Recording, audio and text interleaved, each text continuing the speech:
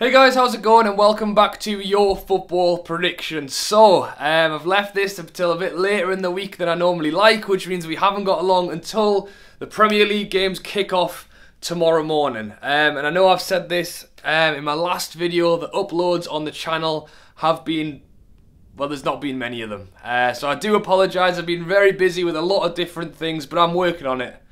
And there'll be a lot more very soon. But anyway, those are my predictions from the last time we did a predictions video, which was a little while ago now, so I'm not going to go through them, but I got no correct scores, so nothing has changed. But loads of you guys got involved, so thank you to everyone who commented their scores in the last predictions video. Loads of people got one correct score, but only 2 people got 2 correct scores, and they were Ben and Connor. So well done to you two. I've put both of their YouTube links down in the description, and I have subscribed to both of them, so make sure you do as well. And remember, if you want to be shouted out in the next predictions video, which will be next week, I don't normally do it, but I'm going to be doing an FA Cup predictions video next week. So yeah, if you want to be shouted out in the next week's video, make sure to get your predictions down below for this weekend's games.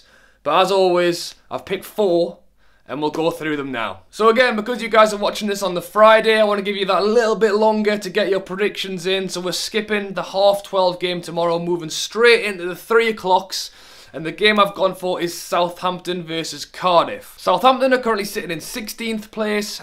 Cardiff are sitting in 18th place. Southampton are 2 points ahead of Cardiff, which means they're also 2 points ahead of the relegation zone. It's so tight around there at the minute. Obviously Huddersfield and Fulham are looking to be the 2 teams that are going down, and then after that there's a big chunk of teams fighting to get away from that relegation zone. And if you look at Southampton's last 5 games, they've drawn 3 and they've won 2. And you know, I wouldn't say that is relegation form, but it's because a lot of teams in that area are winning or drawing against each other. So it's keeping everyone in the mix.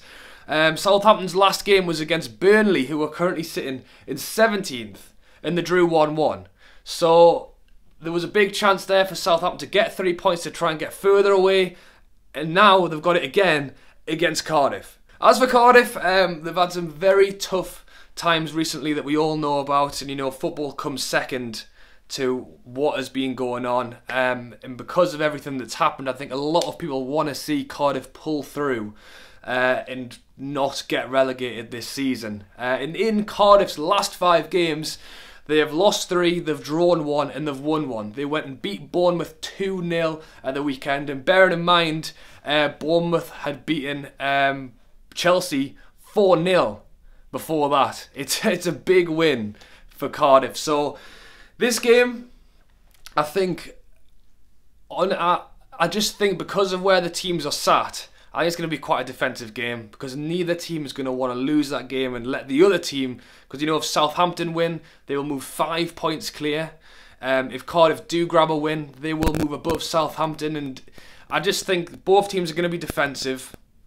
I'm going to go 1-1, but who knows? Next up again on the Saturday, but the 5:30 game, we have got Brighton taking on Burnley. So for ages, I've seen Brighton as being in a position in the league where, you know, they're away from the relegation battle. But like I said earlier, because these teams who are down and around there are picking up points, Brighton could potentially be getting clawed back into this. Like I said, they're sitting in 13th place, 5 points away from the relegation zone. So they definitely want to keep on top of that and not get dragged into it by beating Burnley this weekend. In Brighton's last 5 games, they've drawn 2 and lost 3. So the recent form hasn't been great, and they drew 0-0 against Watford in their most recent game. So like I say, from what I've seen of Brighton, I thought they were pretty much fine. They might still well be. 5 points is still a decent gap, but they're going to certainly do their best to not allow it to get to a point when they are in this fight as well. As for Burnley, they're currently sitting in 17th place, joint points with Southampton, so they are 2 points away from the relegation zone. In Burnley's last 5 games, they have won 2 and drawn 3, and as I mentioned earlier, their most recent game was the draw against Southampton. So, form-wise, Burnley have had some much better results of late than Brighton, but Brighton are sitting higher in the league. And Brighton are at home, and they're going to want to win, and they want to keep away from this relegation scrap. Probably 1 goal in it game. I'm going to go 1-0 Brighton. I've already wrote it down. I'm going to stick with it. But after talking through all of that, part of me's thinking maybe Burnley and Brighton could get pulled down. I don't know. Let me know what you think. Next up, moving from one end of the table to the other, on Sunday at 4 o'clock, we have got Man City taking on Chelsea. So Man City are currently sitting top of the Premier League on goal difference. However, they have played 1 more game than Liverpool at the moment, who they are on joint points with. So it's certainly been interesting for the neutral, the Man City Liverpool backwards and forwards. You know, Newcastle went and beat Man City, Liverpool just had to beat Leicester, but they drew, and then Man City go and beat Arsenal, and then Liverpool draw with West Ham. So yeah, it's been interesting to say the least. In Man City's last 5 games, they have won 4 and lost 1. And the loss was against Newcastle. As for Chelsea, they are currently sitting in 4th. They've brought in their new striker, Higuain, who certainly started off in a good way after their 5-0 win over Huddersfield.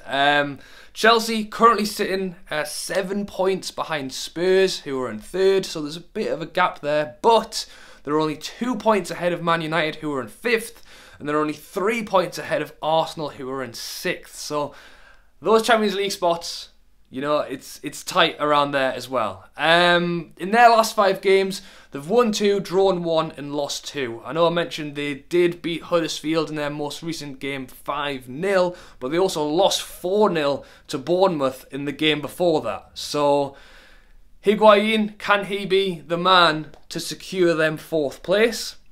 He certainly started about it in the right way, and if you can continue that through to the end of the season, you never know. As for a prediction, Man City are at home. Good win, great win against Arsenal, and then also beat Everton in the midweek. Can Higuain step up to the challenge and grab the 3 points for Chelsea? I think it's gonna be a good game. Put it that way. If I'm gonna put a prediction on it, and again, like I love to say, it can go either way. I'm gonna back City 2-1, but you never know. Aguero hat-trick, Higuain hat-trick. Hopefully both of them score a hat-trick. That'll be a good watch. But yeah, let me know what you think of that one down below. And to finish things off, on the Monday night at 8 o'clock, we have got Wolves taking on Newcastle. So Wolves currently sitting in 7th place. I mean, what a season Wolves have had. From promotion to sitting 7th in the Premier League, potentially looking at getting a Europa spot, is crazy. I'm pretty sure the way it goes is that if one of the top teams wins the Carabao and the FA Cup, then the 7th place spot is also available for a Europa League spot, which is how Burnley got in there last time round. But Wolves are actually still in the FA Cup as well. So honestly, you don't know what they could potentially achieve this season. Regardless, they've already done fantastic. In their last 5 games, they lost 2, and then have won the last 3, including a win over Everton 3-1. As for Newcastle, and I don't think I've even spoken about this since the January transfer window ended, and if you told me that was the week we were going to have, I wouldn't have believed you. Beating Man City, breaking our transfer record fee, bringing in Almiron, and then obviously after that we lost against Spurs 1-0, which was disappointing because it was an unfortunate unusual goalkeeping error from Dubravka. So overall, it's been a good few weeks, but it's not over yet because Newcastle are sitting in 15th place, and despite being in 15th, are still just 2 points away from the relegation zone. So smiles for the last week or so, up until the tough game against Spurs, and now the real hard work is starting from Monday night to get away from that relegation zone. But as for a prediction in this game, you know, Wolves have won their last 3 games in a row. Newcastle, fantastic win against Man City and very nearly a draw against Spurs. The difference between those 2 games was we took the chances we had against Man City, and we didn't take them against Spurs. And then as I said, an unfortunate goalkeeping error made us lose 1-0. So hopefully the confidence is still within the squad despite the result against Spurs. And fingers crossed, after securing his work permit, Almiron could be on the pitch for that Wolves game. I think it's probably likely he'll be on the bench, but it'll still be a boost for the team. Now, as for an actual scoreline, I'm going to go 1-1.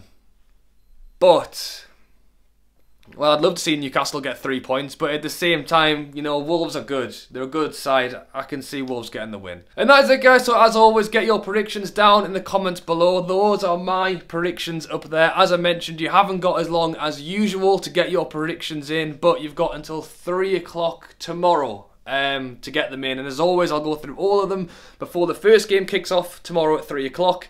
And I'll shout out the winner in next week's video, ready for the FA Cup predictions. Alright, have a great Friday night, have a great weekend, and I'll catch you later.